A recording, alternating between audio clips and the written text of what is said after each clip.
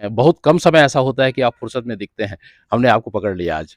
उसमें फिर मैं नायब तहसीलदार बना था। क्या आप सोशल मीडिया में भी सक्रिय हैं? बैंकिंग की सेवा जॉइन की, ग्रामीण जी। बैंक में मैं अच्छा। असिस्टेंट मैनेजर रहा। कि किस किस क्षेत्र को आप बिलॉन्ग करते हैं और आपकी प्रारंभिक शिक्षा दीक्षा कहाँ हुई? उस समय मैं शिक्षक के रूप में भी अपना दायित्वों का अच्छा, निर्वहन कहाँ किया। पर? तो आपने ये पहली बार कब डिसाइड किया कि मुझे प्रशासनिक सेवा में आना चाहिए? मेंस के लिए भी क्वालिफाई किया था, लेकिन इंटरव्यू तक नहीं पहुंच पाया। ही चैलेंजिंग समय था।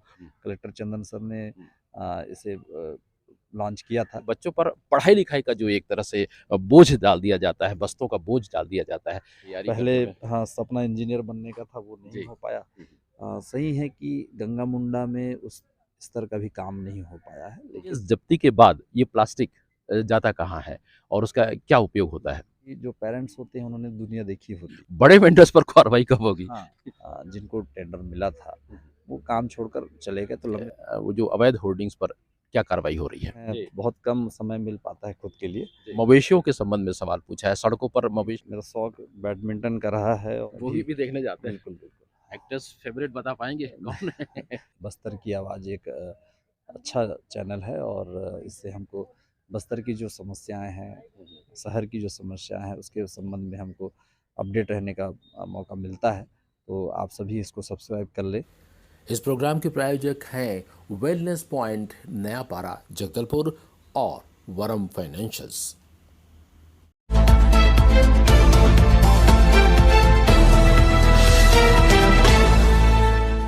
कुछ समय पहले जिला पत्रकार संघ का चुनाव हुआ था और ये चुनाव चूंकि खींचतान के बीच हुआ था तो प्रशासनिक हस्तक्षेप की यहाँ जरूरत पड़ गई और जिला प्रशासन ने एक अधिकारी को यह जिम्मेदारी सौंपी और उस अधिकारी ने बड़ी ही कुशलता का परिचय देते हुए इस चुनाव को निर्विघ्न संपन्न कराया।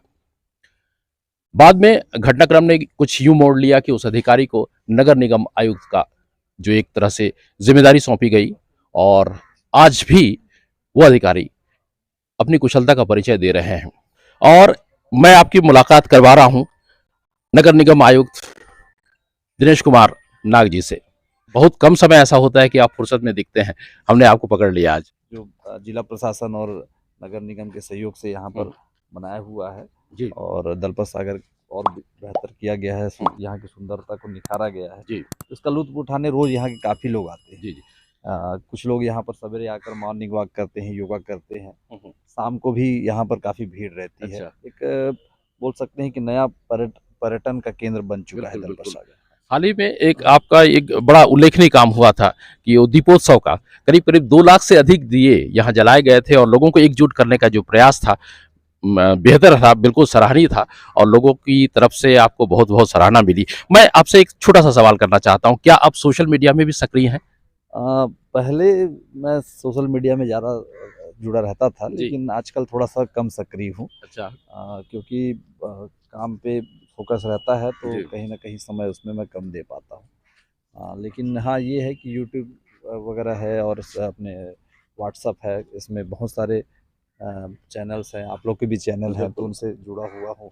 तो खबरों के लिए खास तौर पर मैं सोशल मीडिया से जुड़ा रहता हूँ। अच्छा। अच्छा, हमें ये बताइएगा कि आपका जो क्योंकि हम आपसे बातचीत कर रहे हैं, फुर्सत का क्षण है, तो आप थोड़ा-सा मैं पीछे जाना चाहता हूँ। उस दौर में जाना चाहता हूँ जब आप 15-16 साल के बच्चे रहे होंगे और दरअसल मैं आपकी बचपन की बातें जानना चाहता हूँ कि किस किस क्षेत्र को आप बिलॉन्ग करते हैं और आपकी प्रारंभिक शिक्षा दीक्षा कहाँ हुई? हाँ, ये देखा जाए तो 15-16 साल पहले, 15-16 साल की उम्र में तो मैं उस समय अपने स्कूल में था, तो जी। जवाहर नवोदय विद्यालय जी, बारसूर में मैं उस समय बारसूर में। अध्ययनरत अच्छा, था। अच्छा। और ये किस सन की बात होगी? ये 94 से हुँ, हुँ। 2001 के बीच की तो बात है। बेसिकली आप कहाँ से हैं? और बेसिकली मैं कांकेर जिला से हूँ। कांकेर अच्छा। जिला में भानु प्रतापपुर क्षेत्र से मैं बिलोंग करता हूँ। Okay, okay. और वहीं से आस पास में ही मेरा गांव है, हुँ, हुँ। वहीं से मैं मेरा गांव है वो भानु प्रतापपुर क्षेत्र में ही यहाँ जी। पर। वर्तमान में आप प्रवर श्रेणी अधिकारी हैं, नगर निगम आयुक्त हैं, तो आपने ये पहली बार कब डिसाइड किया कि मुझे प्रशासनिक सेवा में आना चाहिए? जैसा मैंने बताया, स्कूल में के समय मैं बारसूर में था, हुँ, हुँ। और स्कूल के समय तो यही इच्छा थी कि इंजीनियरिंग के क्षेत्र में जाना है। जी। मैथ्स लेकर मैं पढ़ाई भी कर रहा था, हुँ, हुँ। लेकिन किसी कारणवश सिलेक्शन होने के बाद ही मैं ज्वाइन नहीं कर पाया। जी। तो उसी दौरान जब मैं कॉलेज ज्वाइन किया तो हम्म। कॉलेज मैंने जब ज्वाइन किया उसी दौरान एक पीएससी का रिजल्ट एमपीपीएससी का रिजल्ट आया था और जी। एक व्यक्ति अ, दिलीप मंडावी जी उस समय चयनित हुए थे, जी। डिप्टी कलेक्टर बने थे अच्छा। और उसको अच्छा मीडिया कवरेज भी मिला था। अच्छा। और फिर वहाँ से पता चला कि क्या होता है, लोक सेवक क्या होता है हम्म। और सिविल सर्विसेज के क्या मायने हैं, उसके समाज में मतलब क्या बिल्कुल। भूमिकाएं अदा कर सकते हैं हम्म। वो। तो वहाँ से सिविल सर्विसेज के बारे में जानकारी मिली अच्छा। और उसके बाद फिर क्या चूँकि दिक्कतें आई तैयारी पहले करने में? हाँ, सपना इंजीनियर बनने का था वो नहीं जी। हो पाया। हम्म। तो फिर मैंने अपना नया लक्ष्य बनाया कि सिविल सर्विसेज में मुझे जाना है। अच्छा, तो कितना वक्त लगा था आपको तैयारी करने में? अम, कॉलेज करने के बाद 2004 के बाद से मैंने तैयारी चालू की थी अच्छा। और सबसे पहले तो 2005 में एग्ज़ाम दिया था तो उसके लिए मेंस के लिए भी क्वालिफ़ाई किया था लेकिन इंटरव्यू तक नहीं पहुंच पाया था। बिल्कुल, बिल्कुल। फिर 2008 में एग्ज़ाम जो हुआ हुँ, वो थोड़ा-सा शुरू में विवादास्पद था, लंबा समय उसमें लगा। जी। तो उसके कारण से फिर मैं दूसरे सेवाओं में मैं चला गया। हुँ। उस समय मैं शिक्षक के रूप में भी अपना दायित्वों का अच्छा, निर्वहन कहाँ किया पर? अंतागढ़ क्षेत्र में और अंतागढ़। उसके बाद फिर बैंकिंग की सेवा जॉइन की, ग्रामीण जी। बैंक में मैं अच्छा, असिस्टेंट मैनेजर रहा। अच्छा। तो ये बस्तर फिर में? जी हाँ, बस्तर संभाग अच्छा। में ही। और उसके बाद फिर 2008 की जब जो जितनी भी परीक्षा की दिक्कतें थी जब सॉल्व हुई एक-एक करके पीएससी ने भी उसमें हुँ, हुँ। काफ़ी मेहनत किया हुँ, हुँ। और आयोग के प्रयासों से हुँ, हुँ। अ, जब वो सॉल्व हुआ, रिज़ॉल्व हुआ तब एग्ज़ाम हुआ। जी। उसमें फिर मैं नायब तहसीलदार बना था अच्छा, और उसके बाद फिर से परीक्षा देकर 2011 पीएससी में अच्छा। डिप्टी कलेक्टर के लिए चयनित हुआ। चलिए, बड़ा ही चैलेंजिंग समय था, उस समय ज़ाहिर-सी बात है। और आज के दौर में मैं ये समझता हूँ, हम भी ये देखते हैं कि बच्चों पर पढ़ाई-लिखाई का जो एक तरह से बोझ डाल दिया जाता है, बस्तों का बोझ डाल दिया जाता है। ऐसे पेरेंट्स पर, ऐसी बच्चों पर आप क्या कहते हैं? उनको क्या सलाह देते हैं? देखिए मेरा ये मानना है कि बच्चे देखा जाए तो उतने कभी निर्णय लेने के लिए अ, बहुत ज़्यादा मतलब एक स्तर पे सक्षम नहीं होते हैं, तो पेरेंट्स को इसमें गाइड करना चाहिए। बिल्कुल, हाँ, बिल्कुल। बिल्कुल गाइड करना चाहिए क्योंकि जो पेरेंट्स होते हैं उन्होंने दुनिया देखी होती है बिल्कुल, बिल्कुल। और एक ज़िंदगी जिया होता है। जी, तो निश्चित तौर पे एक पेरेंट्स को मार्गदर्शक की भूमिका निभानी चाहिए। बिल्कुल। दबाव नहीं होना बिल्कुल, चाहिए। बिल्कुल। उसमें जो भी बच्चों की रुचि है, जो रुझान है, जिस क्षेत्र में वो जाना हुँ, चाहते हैं, हुँ, उसके लिए हमको गाइड करना चाहिए कि हुँ। उसमें क्या बेस्ट कर सकते बिल्कुल, हैं। बिल्कुल। और एक्सपर्टीज़ की भी इसमें सलाह ले सकते हैं। बेशक, आज बेशक। तो सोशल मीडिया है, बहुत सारे ऐसे माध्यम हैं, हुँ, हुँ। ऑनलाइन बहुत सारी चीज़ें उपलब्ध हुँ, हैं। हुँ। तो एक्सपर्टीज़ की भी हम सहायता ले सकते हैं करेक्ट, इसमें। करेक्ट। बिल्कुल। अपना वजन बढ़ाएं या अपना वजन घटाएं। जी हाँ, अगर आप अपना वजन घटाना या बढ़ाना चाहते हैं तो आज ही मिलिए खिलेश वैद्य से। 6 दिनों के ट्रायल के लिए आज ही मिले, हम आपकी मदद कर सकते हैं। रोग प्रतिरोधक क्षमता बढ़ाने में, पाचन क्रिया बेहतर करने में, एनर्जी लेवल और फिटनेस क्षमता बढ़ाने में, बच्चों और खिलाड़ियों के पोषण में। जी हाँ, आज ही मिलिए टोटल वेलनेस पॉइंट, नया पारा, स्माइल प्रोविजन के सामने, जगदलपुर। अच्छा, अब चूँकि हम यहाँ दलपत सागर में हैं और आप निगम आयुक्त हैं नाग साहब, मैं आपसे ये जानना चाहता हूँ कि दलपत सागर के जो रख-रखाव में हम समझ रहे हैं कि बड़ा पैसा खर्च हुआ है और अक्सर हर दौर में इस पर बड़ी राशि खर्च की जाती है और साथ ही हमारे पास एक गंगा मुंडा तालाब भी है। अब उस गंगा मुंडा तालाब में मैं समझ रहा हूँ कि हम देख भी रहे हैं कि उसमें ज़्यादा ध्यान नहीं दिया जाता है। इसके बारे में क्या कहेंगे आप? देखिए दलपत सागर बहुत ही ऐतिहासिक महत्व का तालाब है जी। और इसके रख-रखाव पे काफ़ी हम लोग ध्यान दे रहे हैं। हुँ, सही है कि गंगा मुंडा में उस स्तर का भी काम नहीं हो पाया है, हुँ, लेकिन उस दिशा में नगर निगम प्रयासरत है। हुँ, वहाँ की जो सड़कें थी, हुँ, उनको काफ़ी कुछ हद तक ठीक कराया हुआ है हुँ, हुँ।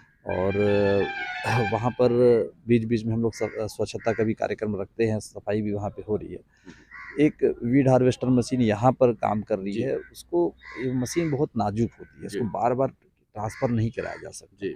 उस कारण से हम लोग समय-समय पे वहाँ पे ले जाते हैं, लेकिन फ्रीक्वेंट उसको हम नहीं ले जा पा रहे हुँ, हैं। हुँ, तो इसमें नगर पालिक निगम द्वारा अभी हुँ, हुँ। एक नए मशीन का भी खरीदने का प्रस्ताव है गंगा अच्छा, मुंडा और अन्य तालाबों के अच्छा, लिए। अच्छा।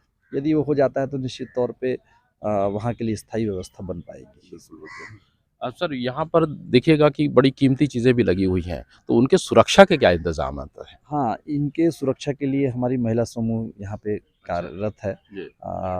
कलेक्टर महोदय के निर्देश में और हमारे जितने भी जनप्रतिनिधि हैं, उनके मार्गदर्शन में हम लोगों ने एक महिला समूह को ज़िम्मेदारी दी है। अब महिला समूह जो है 2 पार्ट में काम करती है। सुबह 6 बजे से लेकर वो 2 बजे तक और 2 बजे से लेकर 10 बजे तक। अच्छा, अच्छा। 2 पार्ट में वो काम करती है। एक महिला समूह के जो आधा से 5 महिलाएँ हैं, वो पहले सवेरे आती हैं अच्छा, और फिर जो 5 महिलाएँ हैं, 2 बजे के बाद आती हैं। बिल्कुल। और यहाँ आस-पास की देख-रेख, निगरानी, साफ-सफाई ये सारी ज़िम्मेदारी उनकी होती है। अच्छा, रात में जैसे कुछ हो जाए घटना तो? रात के लिए यहाँ पर पास में ही एसपी साहब का भी इसमें पुलिस का भी बड़ा योगदान है जी। कि यहाँ पर एक छोटी-सी चौकी टाइप की व्यवस्था भी बनाई गई है जी।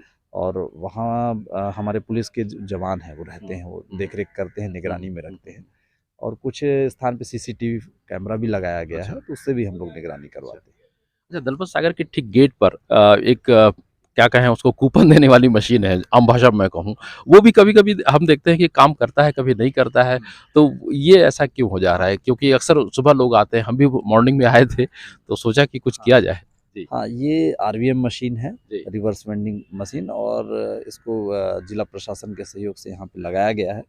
ये मशीन इसलिए लगाया गया है ताकि लोग अपने प्लास्टिक का बॉटल है या फिर कोई अन्य प्लास्टिक चीज़ें हैं वहाँ पर डालें और उससे उनको कूपन प्राप्त हो।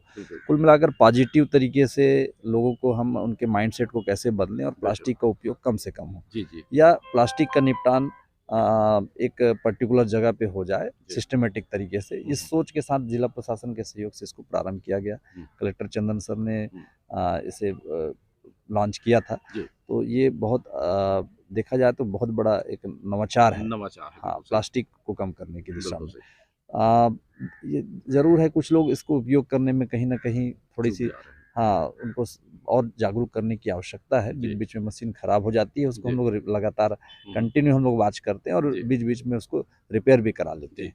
इसमें एक सवाल निकल कर ये आ रहा है क्योंकि प्लास्टिक की आपने बात कही और प्लास्टिक को लेकर के धरपकड़ जारी है निगम प्रशासन की तरफ से और छोटे-छोटे जो दुकानदार होते हैं उनसे ज़ब्ती भी की जाती है। तो मेरा एक सीधा-सा सवाल है, दरअसल ये सवाल हमारे दर्शकों का है कि ये ज़ब्ती के बाद ये प्लास्टिक जाता कहाँ है और उसका क्या उपयोग होता है? देखिए प्लास्टिक को लेकर जो भी सिंगल यूज़ प्लास्टिक को लेकर कार्रवाई होती है, जी। पर्यावरण संरक्षण मंडल के सहयोग से होता है, उनके मार्गदर्शन में होता है हुँ, हुँ। और इसको रिसाइक्लर को हम लोग रिसाइकिल करने के लिए देते हैं। जी। उनकी निगरानी में ही ये काम पूरी पारदर्शिता के साथ होता है ओके। और कोई भी रिसाइक्लर इसको ले जा सकता है या हुँ। फिर सीमेंट फैक्ट्री वगैरह में हम लोग उसको भेजते हैं। हुँ, हुँ। तो इस प्रकार से ये काम होता है। अच्छा। इसमें एक 12th पर्सन जो होता है क्योंकि हम छोटे वेंडर्स को पकड़ पा रहे हैं, बड़े वेंडर्स पर कार्रवाई कब होगी? हाँ। नहीं, बड़े वेंडर्स पे कार्रवाई हुई है। अभी कुछ दिन पहले बड़े स्तर पे कार्रवाई हुई अच्छा। थी। जी। मीडिया में भी काफ़ी उसको सराहना मिली थी। जी, जी। तो उससे प्रभाव भी देखने को मिला हुँ, जिस हुँ। काफ़ी प्लास्टिक सिंगल यूज़ प्लास्टिक का उपयोग जो है हुँ, हुँ। कुछ कम हुँ, देखने हुँ। को उससे मिला है। जी। बड़ी कार्रवाइयाँ फ्यूचर में भी की जाएगी हुँ, और जहाँ ऐसे गोदाम वगैरह जहाँ पर हुँ, हुँ। पाए जाएँगे बड़ी मात्रा में, निश्चित तौर पे हम लोग उसमें टीम बनाकर कार्रवाई करेंगे। जी।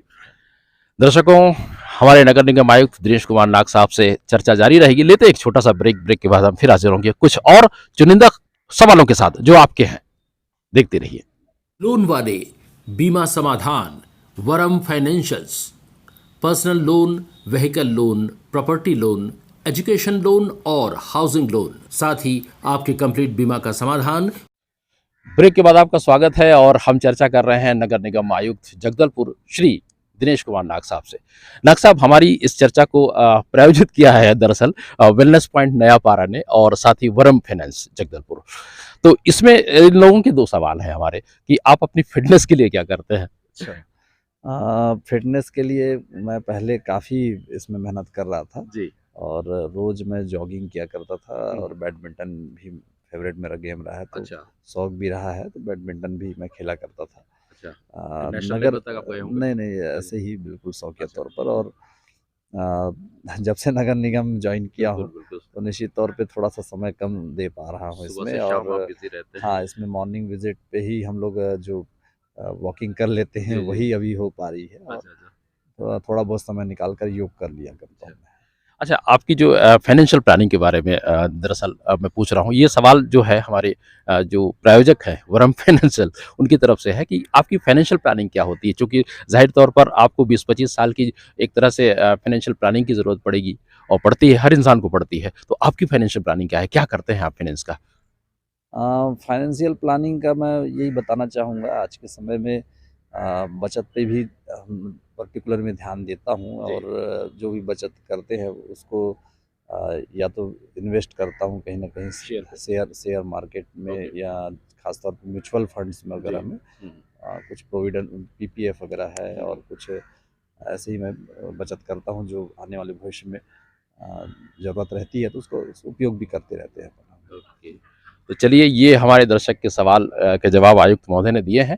अब अगले सवाल की तरफ सर हम चलते हैं। ये भी हमारे दर्शकों की तरफ से आया है। यहाँ से कुछ दूर बालीकुंटा में एक ट्रीटमेंट प्लांट है, सीवरेज ट्रीटमेंट प्लांट।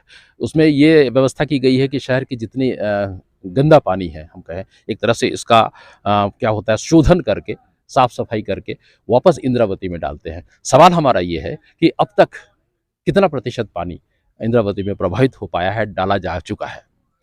परसेंटेज तो नहीं बता पाऊँगा आपको लेकिन एक बात ज़रूर बताना चाहूँगा कि इस योजना से शहरवासियों को बहुत बड़ा लाभ मिला है और ख़ास तौर पे इंद्रावती के संरक्षण के लिए भी बहुत अ, फ़ायदेमंद रहा है ये योजना। हुँ, हुँ। अब तक 845 एमएलडी जो पानी है 845 साफ़ करके हमने इंद्रावती पे छोड़ा है अच्छा। और कहीं न कहीं उससे आस-पास की जो सिंचाई की क्षमता है वो बढ़ी है। हुँ, हुँ, तो आने वाले समय में भी ये और भी उसकी क्षमता बढ़ेगी। हुँ, हुँ। पर डे 6 से 8 एमएलडी पानी वहाँ पर हम छोड़ रहे हैं। अच्छा। तो टोटल उसकी जो क्षमता है 25 एमएलडी की है। आने वाले समय में ये फ्यूचर को देखते हुए बिल्कुल, 25 एमएलडी का उसको रखा गया है। तो बिल्कुल। निश्चित तौर पे अमृत मिशन के अंतर्गत ये काम जो हो रहा है बहुत ही सराहनीय काम है और शहरवासी को कहीं न कहीं जल संरक्षण के लिए हुँ। लाभकारी साबित हो रहा है जी, ये। जी। दरअसल इसी कार्यक्रम में मैं पूर्व आयुक्त पटेल साहब से चर्चा कर रहा था। उन्होंने अमृत मिशन योजना के बारे में बात कही थी कि एक लक्ष्य का उन्होंने निर्धारित किया था। तो वो लक्ष्य अभी तक अनफॉर्च्यूनेटली अचीव नहीं हो पाया है। तो आपके हिसाब से वो लक्ष्य हम कब अचीव कर पाएँगे अमृत मिशन को लेकर के?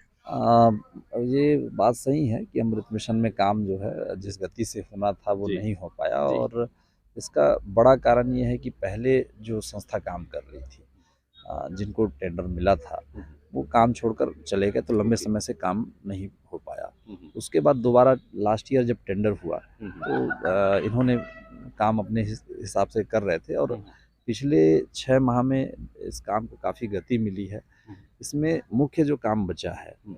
एसटीपी का काम तो पहले हो चुका है। मुख्य जो काम बचा हुआ है इसमें डब्ल्यूटीपी बनना है, water okay, treatment plant okay. बनना। वाटर ट्रीटमेंट प्लांट से शहरवासियों को 24 घंटे जब वो चाहेंगे तो उनके आवश्यकता अनुसार 24 घंटे हम वाटर सप्लाई कर पाएँगे। तो क्या एक टेंटेटिव अ, कोई लक्ष्य बना हुआ है? इसमें जो लक्ष्य निर्धारित किया गया है मार्च 23 का लक्ष्य ओके, निर्धारित किया गया है जी, और काम भी तेज़ी के साथ हो रहा है। जी, तो निश्चित तौर पे हम लोग अपने लक्ष्य को प्राप्त कर लेंगे। जी।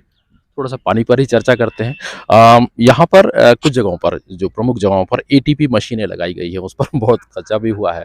एटीपी मशीनें दंतेश्वरी मंदिर के सामने मैं मिसाल के तौर पर बात कहूँ।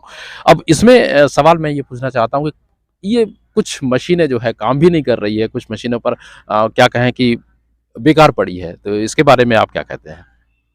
ये आप जो मशीन की बात कर रहे हैं वाटर जी, एटीएम वाली एटीपी हाँ, मशीन। हाँ। इसमें इसको हम लोग बीच-बीच में ज़रूर ये ख़राब हो जाता है तो बीच-बीच में इसको हम लोग तत्काल रिपेयर कराते हैं और लोग इसका लाभ ले रहे हैं। हुँ, हुँ। तकनीकी कुछ बारीकियाँ रहती है जी, जो यहाँ से उसको रिपेयर नहीं हो पाता, बाहर से टीम आके सुधार करती है, जी। थोड़ा-सा समय लगता है। निश्चित तौर पे इसको लगातार हम मॉनिटरिंग कर रहे हैं और आगे भी करते रहेंगे जी, और शहरवासियों को इसकी सुविधाएँ देते रहेंगे। जी। अच्छा, इसमें होर्डिंग को लेकर के एक सवाल है, हमारे दर्शक कह रहे हैं। अब होर्डिंग यहाँ लगाए गए हैं और शहर के अधिकांश हिस्सों में अवैध तरीके से कहा जा रहा है, इन्होंने कहा है। अब ये यातायात व्यवस्था को प्रभावित करते हैं, ज़ाहिर-सी बात है। तो ऐसे वो जो अवैध होर्डिंग्स पर क्या कार्रवाई हो रही है? हाँ, मैं इसमें बताना चाहूँगा कि शहर में जो अवैध होर्डिंग लगते हैं हुँ। वैसे तो बिल्कुल जो हमारा डिवाइडर वगैरह है वहाँ होर्डिंग लगाने का जी। प्रावधान है नहीं। हुँ, पूरी तरह से अवैधानिक है ये हुँ, हुँ। और बीच-बीच में शिकायतें आती हैं, हम लोग भी इसमें देखते रहते हैं और लगातार इसमें बीच-बीच में हम लोग कार्रवाई भी करते हैं। पिछले दिनों भी आपने देखा होगा कि कार्रवाई हम लोग के द्वारा किया गया, मीडिया ने भी उसको काफ़ी कवरेज दिया था। अभी भी हम लोग लगातार कर रहे हैं और शहर में काफ़ी होर्डिंग हम लोगों ने हटाया है। सैकड़ों की संख्या में भी होर्डिंग्स हमने अभी पिछले 2-3 दिन के भीतर भी हटाया है। तो लगातार इस पे हम लोग कार्रवाई कर रहे हैं और भविष्य में भी करते रहेंगे। शहर की सुंदरता को लेकर ये ज़रूरी है और होर्डिंग्स जो है बेतरतीब न लगे, इसके लिए एक प्रयास नगर पालिका निगम द्वारा किया जा रहा है। महापौर मैडम के नेतृत्व में भी ये काम होने वाला है कि यूनिपोल एक होर्डिंग्स को हम सिस्टमेटिक तरीके से लगाएं, तो यूनिपोल लगाने की बात हो रही है और इस पे सामान्य सभा में ये प्रस्ताव भी पारित हुआ है। आगामी समय पे इस पे निविदा जारी करके इसको हम लोग करेंगे। इसमें 20-25 जो प्रमुख क्षेत्र है जहाँ पे होर्डिंग्स लगते हैं, तो वहाँ पर हम लोगों ने आइडेंटिफाई किया है और उसको हम लोग करा रहे हैं। तो आने वाले समय में और भी अच्छे तरीके से सिस्टमेटिक तरीके से होर्डिंग्स पर काम किया जाएगा। इसमें हमारे एक दर्शक हैं, उन्होंने मवेशियों के संबंध में सवाल पूछा है। सड़कों पर मवेशियों का जमावड़ा अक्सर देखने को मिल जाता है और कई दुर्घटनाएं भी हो चुकी है। हमारे साथ ये भी हो चुका है क्योंकि हमारे खुद के साथ में ऐसा हुआ है। तो इस पर क्या उपाय किए जा रहे हैं सर? हाँ, मवेशियों को लेकर बहुत शिकायतें आई, शुरुआत में आई, बारिश के दौरान काफ़ी शिकायतें आई। मीडिया ने भी इस विषय को काफ़ी स्थान दिया और नगर पालिका निगम द्वारा इसमें त्वरित कार्रवाई किया गया। हमारा एक कांजी हाउस है जो परपा थाना के पास में है और वहाँ पर पूरे उनके खाने पीने और पानी की व्यवस्था है वहाँ पर। तो इसको लेकर लगातार निगम की टीम ने काऊ किचर के माध्यम से जो मवेशियाँ हैं उनको व्यवस्था, जहाँ पे सड़कों में वो बेतरतीब बैठे रहते हैं, उनको ले जाकर हम लोगों ने वहाँ पर रखा। जो मालिक थे उनको फाइन भी किया, फाइन भी उसमें काफ़ी कुछ हुआ है। कितना फाइन होता है? क्या कुछ कलेक्शन आ चुका है? फाइन अब वो मवेशियों की संख्या के आधार पे होता है, तो उसमें हाँ कुछ राशि भी उसमें जमा हुई है। एग्जैक्ट तो अभी नहीं बोल पाऊंगा, लेकिन लगातार इसमें हम कार्रवाई कर रहे हैं। और अभी आप देखेंगे शहर में उस प्रकार से मवेशी जैसे बारिश के समय दिख रहा था वैसा आज की स्थिति में नहीं है। इस पे काफ़ी काम हुआ है इसमें। एक आखिरी सवाल में आते हैं नाग साहब, हमारे दर्शक है ये जानना चाहते हैं कि आपका जो खाली वक्त है, अमूमन आपको खाली वक्त मिलता नहीं है, क्योंकि हमने खुद भी देखा है संडे को आपको ऑफिस में बैठे हुए, सैटरडे को बैठे हुए, और आमतौर पर ये छुट्टियों का दिन होता है। तो हमें ये बताइएगा कि खाली वक्त आप कैसे गुजारते हैं? खाली वक्त देखिए वैसा तो आप सही बोल रहे हैं, बहुत कम समय मिल पाता है खुद के लिए। जैसा मैंने पहले आपको बताया कि मेरा शौक बैडमिंटन का रहा है और जॉगिंग भी मेरा एक शौक है। उस पर मैं पहले समय दिया करता था, लेकिन अब नहीं दे पा रहा हूँ। लेकिन अभी मान लीजिए कोई आज के समय में कभी कभार कोई ऐसा समय मिल जाता है, छुट्टी हॉलीडेज के समय ऐसा लगता है कि थोड़ा सा रेस्ट कर लूँ, कुछ अपना शौक कुछ काम कर लूँ, तो मूवी वगैरह मैं देख लेता हूँ फैमिली के साथ में। मूवी भी देखने जाते हैं? बिल्कुल बिल्कुल। एक्टर्स फेवरेट बता पाएंगे कौन है? नहीं, ऐसा कोई फेवरेट तो है नहीं है। जिनकी कहानी अच्छी होती है, लगती है कि ये कहानी अच्छी होगी, ऐसी मूवी देखना पसंद करता हूँ। बस्तर की आवाज़ पर नगर निगम आयुक्त दिनेश कुमार नाग साहब हमसे जुड़े हुए हैं। नाग साहब, आपने बस्तर की आवाज़ सब्सक्राइब किया है क्या? जी हाँ, बिल्कुल किया है। जी, तो हमारे साथियों को, हमारे दर्शकों को एक संदेश आप दे सकें। दर्शकों को मैं यही कहना चाहूँगा कि बस्तर की आवाज़ एक अच्छा चैनल है और इससे हमको बस्तर की जो समस्याएं हैं, शहर की जो समस्याएं हैं, उसके संबंध में हमको अपडेट रहने का मौका मिलता है। तो आप सभी इसको सब्सक्राइब कर ले, सभी से मेरा यही आग्रह रहेगा। बहुत बहुत धन्यवाद सर आपका। ये थे जगदलपुर नगर निगम आयुक्त दिनेश कुमार नाग, और हम अगली बार किसी अन्य शख्स के साथ आपकी अवश्य मुलाकात करवाएंगे। तब तक हमें दीजिए इजाज़त। नमस्कार।